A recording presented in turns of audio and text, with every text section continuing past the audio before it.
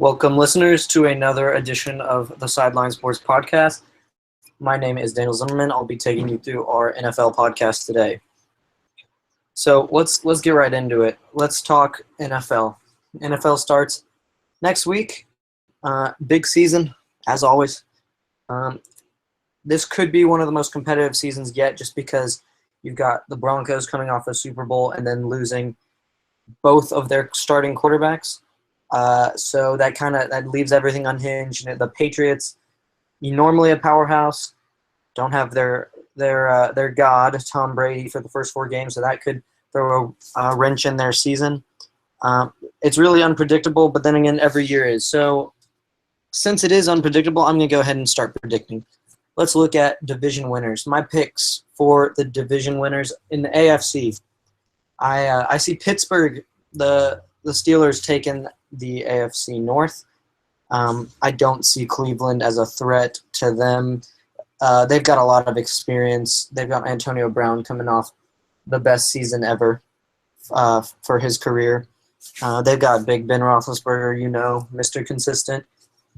They have Le'Veon Bell. He is suspended for 3 games, but that won't hurt them in the long run. And they've got a lot of veterans on defense. So I don't see, obviously not Cleveland. I don't think Baltimore's in a position to really play playoff football right now. And I don't see Cleveland taking that division again either. So I've got the Steelers in a playoff spot. Next up, New England. They may not have Tom Brady for the first 4 games, but they do have Bill Belichick. And that offense is going to be powerful no matter who's throwing the ball. They've got weapons. Of course, they've got Gronk. They've got Julian Edelman. Danny Amendola enjoyed a revival last year, and they brought in Derek Hogan. So they've got weapons. That's just in the passing game. If you look at their running game, LeGarrette Blount, Deion Lewis, these guys are playmakers. They don't have Lewis for the first 6 weeks on the PUP list, but we'll see how that plays out because the Patriots are the Patriots. Don't count them out. Next up, in Denver's division, Denver does not win it this year. It's going to be the Kansas City Chiefs, led by Alex Smith, another all-around consistent veteran. Jamal Charles is back from injury. Jeremy Maclin had a nice year last year in his first as a Chief. The defense, despite a bit being pretty injured at the time, Justin Houston's out for a while, but that defense is one of the best in the league. They've got Eric Berry back after a brief contract holdout. So the Chiefs are going to be the team to beat in the AFC West. Denver, we'll talk about Denver later, but no, Denver is no Kansas City, and that's hard to say, but I think you'll see what I mean once the season gets underway. Next up, in the AFC South, the weakest division in football, I have the new-look Houston Texans running things. Brock Osweiler's come in. He's looked great in the preseason. They got Lamar Miller. They've got Will Fuller coming in, a great rookie wide receiver who has been deadly this preseason, looked great with Brock Osweiler. And, of course, DeAndre Hopkins, a top 5 wide receiver in this league. So they got weapons on offense. And then J.J. Watt on defense. 1 versus 11, J.J. Watt may win. So you can't look past Houston. They've been building something for a while. Coach Bill O'Brien is doing a great job down there. So I think Houston takes the division over the likes of Indianapolis and Jacksonville. For the wild card, I picked both these teams to win their wild card slots last year. I'm sticking with it. The Oakland Raiders, which may be soon to be the Las Vegas Raiders, but the Oakland Raiders have talent that really shined through late last year. Derek Carr is a future MVP candidate in this league. I'm not saying MVP, but I'm saying MVP candidate. So you got to watch out for him. Amari Cooper is really coming into his own. And Latavius Murray, another great running back. Watch out for Oakland. They're winners. And I don't see why they don't take the leap this year. Next up, the Jacksonville Jaguars, an underdog since what, 15 years ago when they were a playoff team. Jacksonville has struggled historically, but they've got a gunslinger named Blake Bortles who is changing this culture. I think he threw over 30 touchdowns last year, um, and they've got. I mean, they spent so much money on their defense this year that I understand spending money does not translate to production, but Malik Jackson coming from the Denver Broncos, Deshaun Gibson from the Cleveland Browns. They took Jalen Ramsey in the first round, and then they got Miles Jack in the second round, just an absolute steal. So the management for the Jaguars has been really great. They also signed Chris Ivory, a nice running back, to complement Blake Bortles and company. But they're going to throw the ball a lot. They're going to throw probably 60, 70% of the time, and they're going to throw a lot of touchdowns. So fantasy owners, pick up Blake Bortles and his wide receivers, because the Jags are going to have their best year in a while, and it's going to result in some playoff football. Let's move on to the NFC. The NFC East, they're still a mess. They always are since the golden days of the Cowboys, but with Romo's injury, the Cowboys, who looked like the favorites, honestly, in the beginning, the Cowboys are not gonna get it done. They're not gonna have a bad year, but they're not gonna win the division. The Eagles are truly a mess. I don't see them winning more than 6 games. The Giants, I could be wrong here, but I see the Giants winning 8 games and missing the playoffs. So the NFC East will be close, but not in a prideful way. That leaves the Washington Redskins. They're coming off an NFC East title. Kirk Cousins looks to be the guy there. I know he doesn't have the contract, but Kirk Cousins is going to lead that team to a second divisional title, and they're going to have to give him the money. Their running game looks very strong. Rookie Keith Marshall and Mac Brown both seem to really get it already. So I think Washington's going to have a great year in terms of Washington football. I think that means 9 wins, just like last year, maybe 10 wins. Depends on how the divisional games go. For the NFC South, the reigning NFC champions, the Carolina Panthers, will take the division once again. Cam Newton and company will not win 15 games, but they won't lose more than 4. So keep that in mind. Cam has Kelvin Benjamin returning from a devastating ACL injury in the preseason last year, which just completely changes the offense. Ted Ginn Jr., Philly Brown, Devin Funchess, those were the guys making the plays last year, and they're still around. But they also they get Kelvin Benjamin back, and that's huge. The defense lost Josh Norman. That's a tough blow. That's part of the reason they're not going to win 15 games again. But Josh Norman was a system player, and Josh Norman was not the best cornerback on earth, as he self-proclaimed. So the Panthers are going to move on just like they always do. They cut Steve Smith, they cut D'Angelo. They won the division both years. So I don't think losing Norman's going to change that.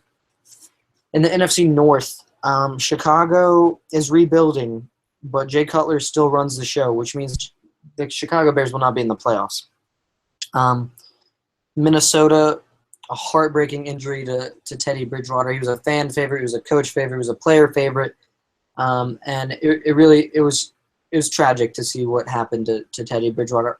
I'm just thankful that his leg is okay. There were reports that trainers actually saved his leg by how quickly they responded. So great job to the trainers. I don't know what happened. I don't know what type of drill that was in, but just really all it was really bad luck. And I'm sure Bridgewater's going to come back in a year or two and regain his form and be a big story, a feel-good story. But for now, the Vikings are screwed. Sean Hill's not going to get it done. They will win 6 games at most, despite a stingy defense and a great run game led by all-day AP. So the Packers are gonna take that division. The Lions, the Lions are irrelevant. They bring the same team in every year, except this year they don't have Calvin Johnson.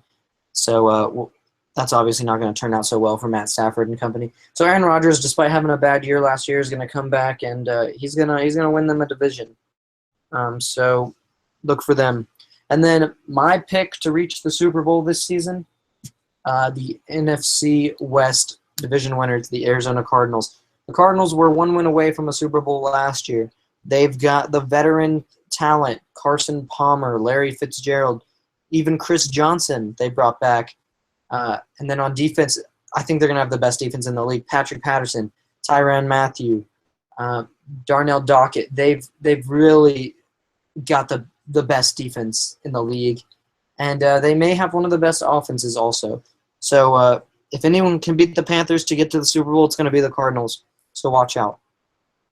As for the wild card, I see the newly minted Los Angeles Rams competing for that spot. They were in the conversation last year. They faltered at the end, I know, and they got the first overall pick. So they took Jared Goff from California. Goff has not looked great in the preseason. He's dealt with injuries, and he hasn't won the Week 1 starting job. It's going to be Case Keenum at the helm for Week 1 for the LA Rams. So we'll see how that plays out. I love Keenum. I love how he runs offenses. He may not be a playoff quarterback though, so we'll talk about that more as we get on. But the Rams are my pick for one of the wild card spots, and then the Seattle Seahawks, bringing back a lot of what they normally have. They 2 big losses, or just 1 big loss actually. It was Marshawn Lynch. That's a big loss for the Seahawks. He represented a lot of their play style, and he came up big for them when they needed it. But they have this guy, Thomas Rawls. If you don't know who it is, you will 3 weeks into the season when he's a top fantasy back. Rawls is a tough runner, big, low center of gravity. He's going to do a good job filling in for Marshawn Lynch. And if he grows the hair out, someone may get confused. So that's the playoff teams that I'm predicting. Obviously, it's not even Week 1 yet, so they're a bit early, but that's who I'm going to stick to until at least Week 8 when I reassess.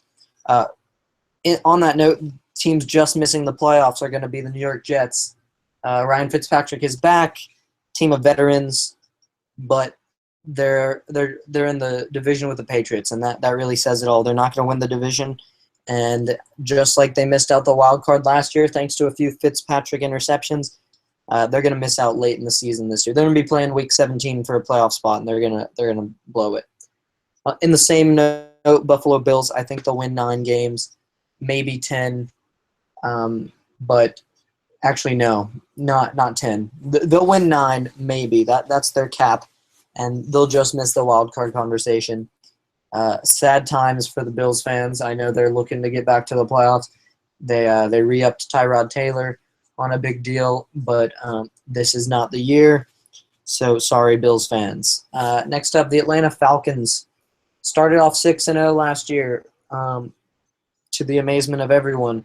And then once they started off 6-0, everyone realized a team with Matt Ryan and Julio Jones and Devontae Freeman probably should be in that top of the league conversation. And then it all fell apart.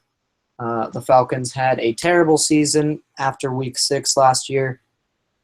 So we'll see how that goes. But they'll be in the wild card conversation, but they're not going to make the playoffs, not with the Panthers in their division. Next up, the Indianapolis Colts. I know it's crazy to have Andrew Luck missing out on the playoffs with 2 of his divisional rivals in the playoffs, the Jaguars and the Texans. But the Colts have a lot not going for them right now. And if Luck can bounce back, maybe he'll prove me wrong. Maybe they'll make the playoffs. But for the time being, there's no way that Andrew Luck gets back to his form from 2 seasons ago, and I don't see the Colts making the playoffs this year. Last up, the Denver Broncos. I know the Super Bowl champions of last year should be in the playoff conversation, but look, when you have Trevor Siemian, who's never thrown an NFL pass, backed up by Paxton Lynch, who's never sat in an NFL game, you've got a lot of you don't have much leadership on that team. I know they've got veterans, they're coming off a Super Bowl win, but you need your quarterback to be your leader, and they're missing Peyton Manning, who was the ultimate quarterback leader. So I think they're gonna have some chemistry issues. I think they'll win 8 games, and I think they'll be in the conversation, but I don't think they'll they'll regain their playoff form and get back to the playoffs. All right, next section is going to be bold predictions. There are a lot of starting quarterback battles or just starting quarterback conversations going on. Let's start off with Denver. I think Trevor Siemian last 5 weeks, I think he throws 10 touchdowns. I think he throws 10 interceptions. And I think Denver went maybe 2-3 after 5 weeks, and I think they hand it over to rookie out of Memphis, Paxton Lynch. I'm high on the kid. I think Denver sees that he is the man of the future. So I don't see Siemian lasting. I think Siemian will play fine. I think that he'll have that backup spot reserved. I think teams will look at him in the future similar to Brian Hoyer. But I think Paxton Lynch takes over the starting job 5 or 6 weeks into this year. For the Cowboys, Tony Romo's back injury. We still don't have an official timetable. People said 6 to 10 weeks. They also said maybe week 1. It's looking more like 6 to 10 weeks now. But Dak Prescott, the rookie out of Mississippi State, has had a near flawless preseason. He's going to be the starter for probably the first 8 weeks.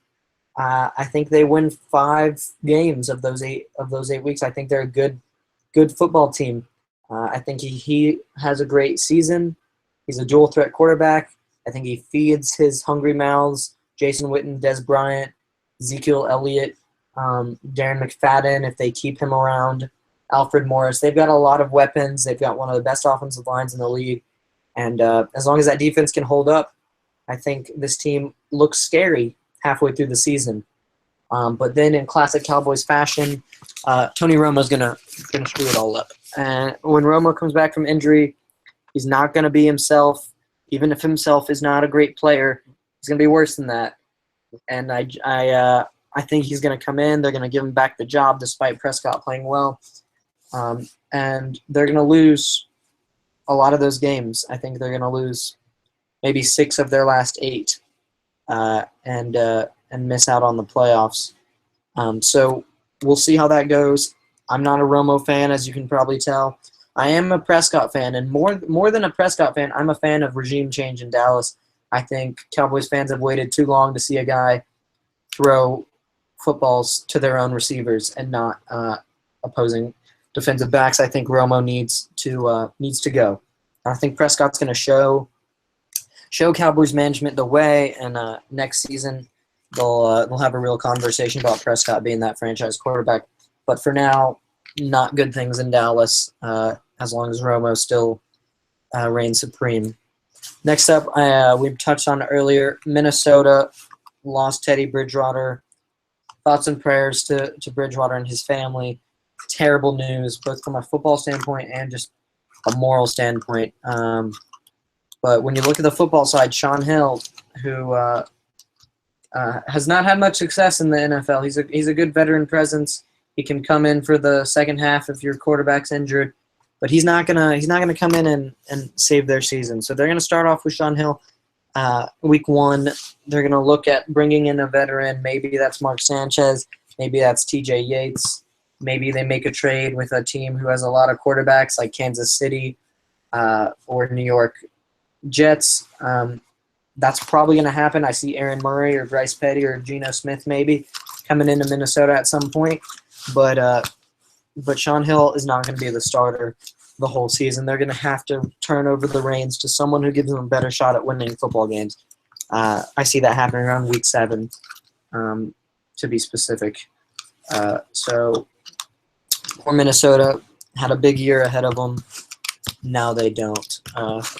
In Cleveland, looking at Cleveland, Robert Griffin III is going to look to rekindle his rookie year magic. I think he'll do a good job. Cleveland doesn't have a lot of weapons, and their defense is it's not good. It's not good on paper. I don't think it'll be good on field. So the Browns may win 5 games, but I think those 5 wins are going to be by the hand of Robert Griffin III. I think he's going to throw 20 touchdowns. I think he's going to play in at least 14 games. Hopefully he can stay healthy. That was his biggest problem. But I think he'll show hope for the Browns. And I think that's something to be excited about. I know Corey Birdman, my fellow staff member, is excited that Robert Griffin is going to try to change the culture in Cleveland. Next up, the Los Angeles Rams. Case Keenum is a good quarterback. He may come out swinging, and he may have a great year. But my guess is the Rams management is going to want to turn it over to number 1 overall pick Jared Goff at some point this year. I think if the Rams don't have 5 wins by week 8, they're going to give it to Goff. But that's a very fluid situation. As for other top draft pick quarterbacks, Carson Wentz, I don't see him playing this year. I don't like Sam Bradford in Philly. I think they overpaid him. I think he asked for way too much. But he is a better option than Wentz at the time being. I think he'll start. If he's hurt or playing poorly, they signed Chase Daniels in the offseason, who I've always been high on. I think it's his 8th season out of Missouri. Never been a starter, but he's a scrambler with a big arm and a big body. He can bulldoze you if you want. So I think Chase Daniels, they signed him for a reason, and I don't think they're going to let him sit on the bench. They're paying him millions of dollars. I don't think they're going to let him just falter on the bench. So I see Carson Wentz not seeing any game time this season. I think the Eagles win 6 or 7 games. Finally, the Jets, they had a lot of controversy with Ryan Fitzpatrick this offseason. The two sides just couldn't come to an agreement. They finally signed him. Hovers around the $10 million range. It's going to vary due to incentives in the contract. I think they're going to stick with him all year. I don't think we'll see Geno Smith or Bryce Petty or Christian Hackenberg, who I am a fan of, running that offense this year. I think it's going to be Fitz all the way through. I think they're going to win 9 games. I think they're going to just miss the playoffs. And then the Jets will look at going to one of those 3 that I mentioned that are on their bench if they don't trade one of them between now and then. But I don't see them messing up the chemistry of that locker room with a starter change. Fitz has been great for them. It wasn't his fault they didn't make the playoffs last year, despite him throwing 2 interceptions in the 4th quarter of a clinching game. I know that sounds sarcastic, but a lot of other factors are in play besides just Fitzpatrick. So I see him starting all 16 games, having a good year, and then the Jets moving on after that, and Fitzpatrick going to another transitional team next summer. So that about does it for the quarterbacks. And then it is a really early NFL award predictions. I do this every year, so I just want to break down the 4 main awards. I see Cam Newton taking home a 2nd MVP trophy. Not common in the NFL to win back-to-back MVPs, but Cam Newton is more to the Panthers than any other player is to their team. He just provides so much value. I see him scoring at least 45, maybe 48 touchdowns total for the Panthers this year, which is just unbelievable. And he scored 45 last year, so he could have a better season this year with Kelvin Benjamin and a better offensive line. So Cam Newton brings home the MVP again. Rookie of the Year. This guy is going to get the ball an ungodly amount of times. Ezekiel Elliott is going to put on his best Emmitt Smith imitation, and he's going to run around this league. He's tough. He's not exactly mature, but he's tough. In the preseason game, Cowboys versus Seahawks, you could see him. He would single out Cam Chancellor, an original member of Legion of Boom, and just go headfirst into him. This kid's got heart. He's got swag, and he's got toughness, and I think he's gonna run for at least 1,000, maybe 1,200 yards for this Cowboys offense that is gonna actually run by committee a bit with Alfred Morris and Darren McFadden also in the play. But look for Ezekiel Elliott to take home that Rookie of the Year award.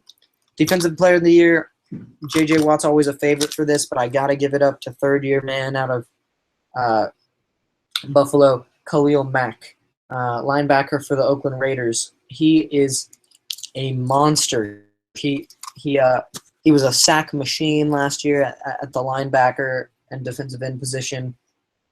for the Oakland Raiders, and he's gonna pile on top of that performance. I think he's gonna be I think he's gonna be the top defensive player in the league this year, and I think he's gonna lead Oakland to the playoffs from the defensive side. Him and Derek Carr make up a great team, and there's one more guy in that equation. That's Jack Del Rio, my pick for Coach of the Year. As you can probably tell, I'm very high on the Oakland Raiders. I think there's someone to look out for, and I don't think they'll make too much noise in the playoffs, but I think them being there is noise enough. And I think Jack Del Rio is going to be huge for this He has been huge for this franchise, and I think he's gonna put the icing on the cake this year by making the playoffs with a group of young talent, and it's going to really excite everyone for the future of Oakland and or Las Vegas football. So those are my picks for the awards, for the major season awards this year. I hope you enjoyed listening to the Sideline Sports Podcast. Again, I'm Daniel Zimmerman. Stay tuned to the Sideline for NFL, NBA, MLB, and college athletic coverage, as well as soccer and international sports. Thanks for tuning in. Have a great night.